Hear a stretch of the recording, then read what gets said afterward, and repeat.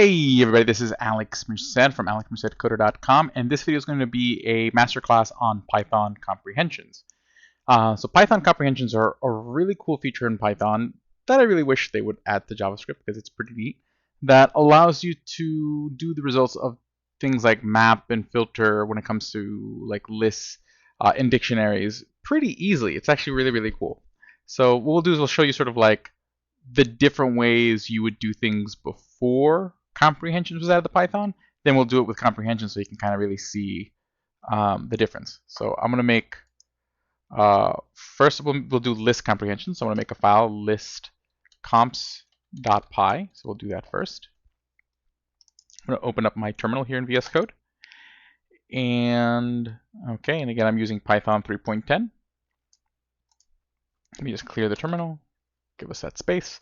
But essentially the idea is this. You have, let's say you have a list. Okay, and we'll call it my list. And it's just the numbers 1, 2, 3, 4, 5, 6, 7, 8, 9. Okay, and now let's say you wanted to make a new list with each number with like +1. Okay, so typically like the old school way of doing it, like before using any kind of functions or features, just pure fundamental Python, what you would do is you'd create a new list. So you would say like, you know, new list. And then what would happen is I would create an empty list. And then what I would do is I'd loop over the original list. So I'd say like for num in my list, so for each number in my list. I would then do like new list dot append, and then we'll add like the num +1. Okay, and then we'll print new list 1. So this is our first scenario. We'll say new list 1, and we print out new list. Okay, so just to kind of run down again, I'm creating a new list, so an empty list, and then I'm looping over the original list. And each time I loop over the original list, I'm basically pushing into the array that number +1. And that's how I'm ending up creating the new list. Okay, so let me run the code. Python listcomps.py. And see it works. So new list 1, I created the same list, but you know, with +1 to each value. So this is fine, but you can see like this is a lot of code. So like if I were just to block this out, this is attempt number 1. Okay, we're talking about like really 1, 2, 3, 4 lines of code. Actually, really 3 to do this. Okay, and another approach you could have, because if you might notice, like this works a lot like this is kind of like what you imagine map would do under the hood. It's literally what map would do under the hood. Create a new array, loop over the existing array, and then push the results of like your callback. And so that would callback in JavaScript. In this case, in Python, it would be like a lambda, which is what we'll do right now. So this is again just using pure Python like loops and stuff. Now the other way you could do this is I could do this. I could say new list 2 equals, and then I would say map, and map takes 2 arguments. It takes a lambda that describes what we want to do. Okay, so what I would want to do is take each num and return num +1. So for each num, I want to return num +1, and I want to do that for the my list list. Okay, so this essentially will do the same thing. It's going to loop over my list, and then for each list, it's going to apply this function, and that return value goes into the new array. Okay, so now let's see what happens when I print that. Okay, new list 2. Okay, and again, let's put the little text banner, new list 2, so that way we can identify our logs. Okay, now when I print new list 2, look what I get. I get this map object. So that's an interesting thing about like the map function in Python. It's not like map in JavaScript that returns the altered array. This returns an iterable object. The reason being is that in Python, you don't just have arrays like you just have in JavaScript. you have lists and you have tuples, and there's sometimes you might want the result to be a list and sometimes you might want it to be a tuple. So in that case, I have a choice. I can either wrap this result in list, so I'll just pass this to this list function, and that'll turn it into a list. And see, now I have the same result, but you see, like, this is now just one line of code. Okay, or I can change this to a tuple.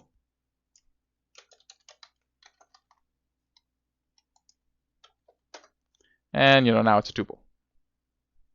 Okay, so that's the reason why they kind of did it that way. So instead of giving like tuples and lists a built-in method, they just gave you one function that you can use, and then you convert the result to what you want.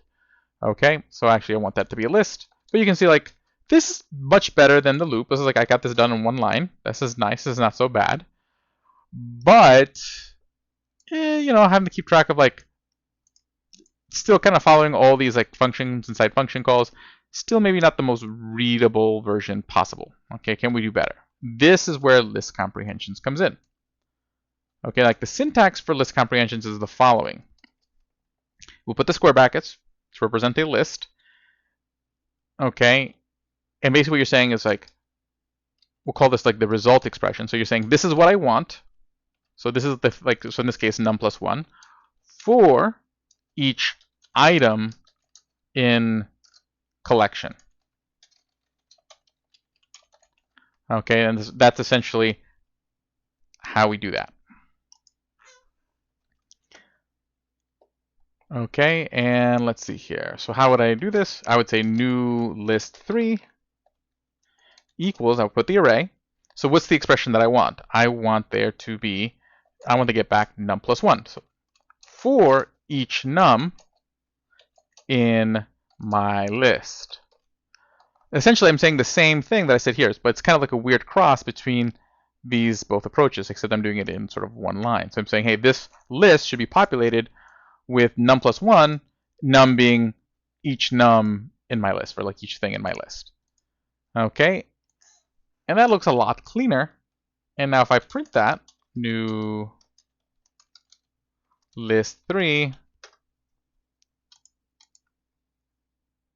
back to the terminal. And actually, again, let me put the text little prompt.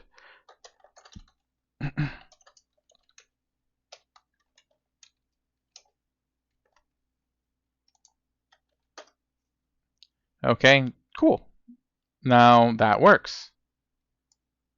Okay, now just to kind of show you something kind of interesting under the hood, because the other day I was trying to see, like, would this work with a tuple? Like, if I wanted to do this, would it work with a tuple? So let's see what happens. If I were to wrap this in parentheses instead of square brackets, what happens?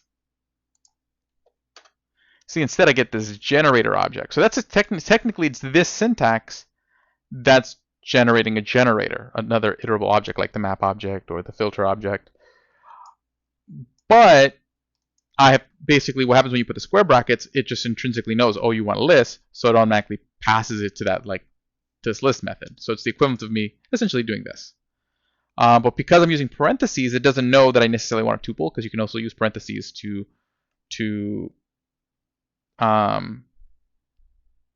just denote different expressions and order of operations. So now let's try another experiment that I haven't tried yet. If I add the comma here, because oftentimes you can kind of get around this by putting a comma at the end. Let's see if that allows it. Looks like it's not going to, but let's see. Yeah, can't do that. So what you can do is, though, when you get this generator, you can wrap the generator in a tuple.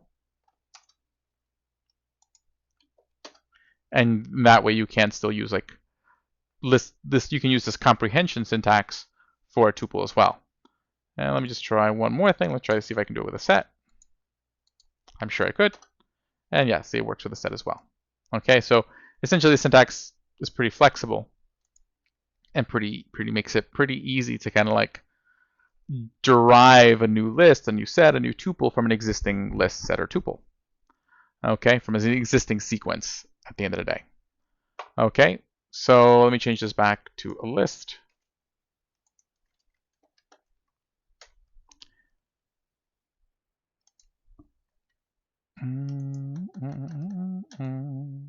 There we go. Cool. Now that's neat, but there's another thing we would also do. We would also do filters. Okay. So what I'm going to do is we're going to still keep working with that array, but now we're working on filters.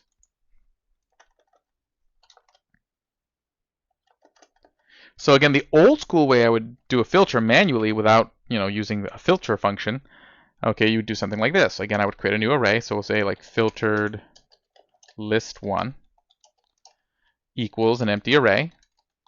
Then just like before, we would loop, for num of my list.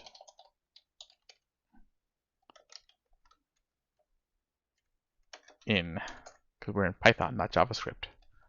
Okay, for num in my list, what I would then do is I would say like if I want to check like if let's say the number's even. So like if num modulo 2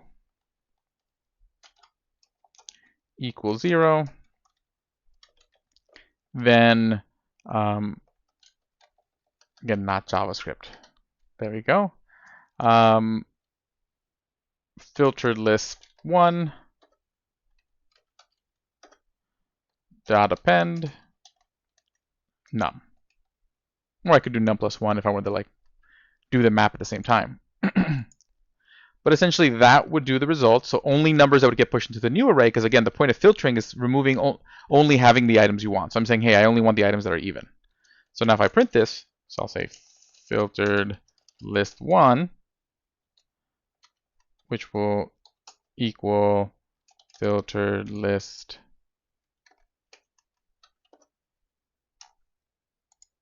filtered list 1.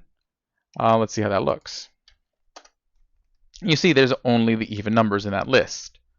Okay, so that works. But again, like this is like, what, 4 lines of code? So what if could I make it simpler? Yeah, you could use the filter method. Again, in JavaScript, you have the filter method of arrays. Here's like a standalone filter function that works a lot like that map function.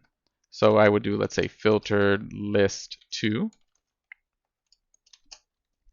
equals, and then it would be kind of the same idea. So I would first start off with the list method because we want to convert the filter function, just like the map function is going to return that iterable object, in this case a filter object. And then I'm going to want to pass the results of filter to that. First filter is going to receive the lambda. And basically for each num, what I really want to validate is num modulo 2 equals 0. So basically I'm checking whether it's even. So I pass a function that returns true or false, whether it's even or not.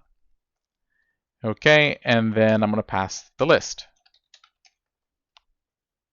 Okay, I see like this is a little bit better. It's like now all on one line. But again, it's not super readable. Print filtered list 2. And then what we're printing is filtered list 2.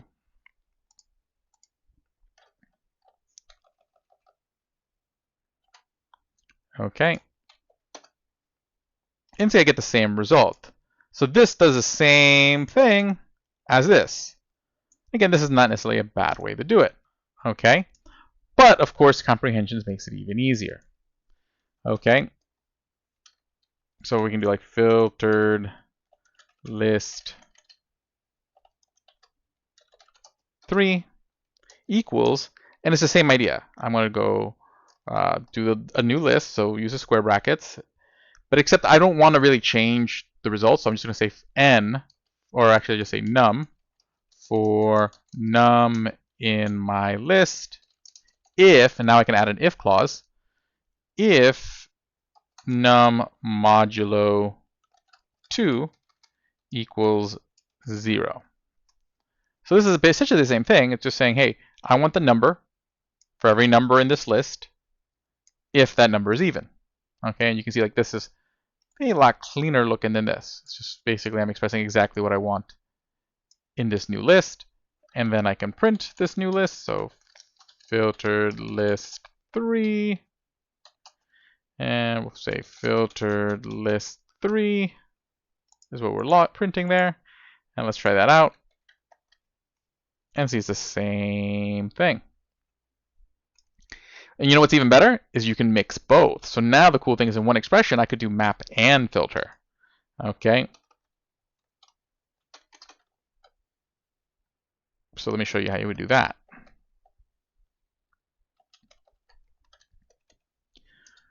Okay. So what I can do is be like filtered map list equals, I just still do the same thing, except now I go num plus 1, so there's like my map part for num in my list, and then I add the if, which is like the filter part. If num modulo 2 equals 0, and now essentially I've done both, all in one line of code. That's pretty cool, okay? Getting the results of map and filter in just one line, making it really easy to kind of get that same effect. Filtered and mapped. Filtered map list. And you can see there, see I originally filtered it, so I had like this filtered list. I added 1 to each number, so it's 3, 5, 6. 3, 5, 7, and 9. So that is pretty cool. And the cool thing is you can actually use this also for doing lists. So if I want to do a dictionary comprehension, it's still essentially the same deal. The only difference is that now it would be curly brackets, and it's like key value. So I'm going to say put the key value for, item in collection, and then if, and you can do an if there too. Okay, and this is going to create a list. So in that case, what I could do is I can go back and just say, my dictionary equals, and then I just sit there and say for each, so the key would be, we'll say like a string, we'll do a formatted string, and we'll just say key num.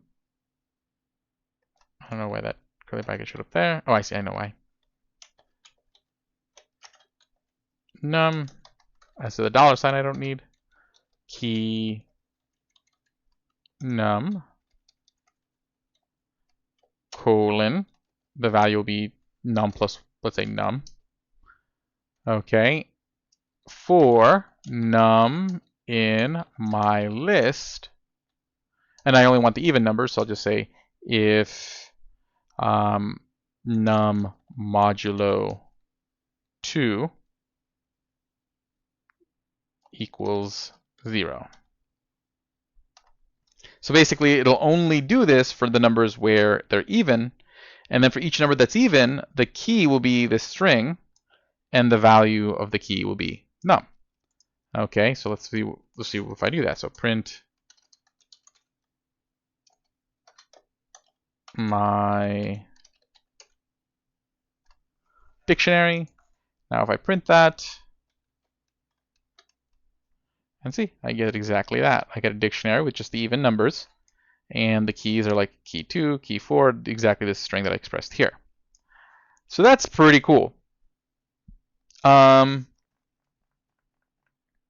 Yeah. So that's pretty much comprehensions in a nutshell in Python. Pretty powerful feature. For those writing like JavaScript proposals, if this is already on the TC39 docket, you should add something like this on the docket. This is nice.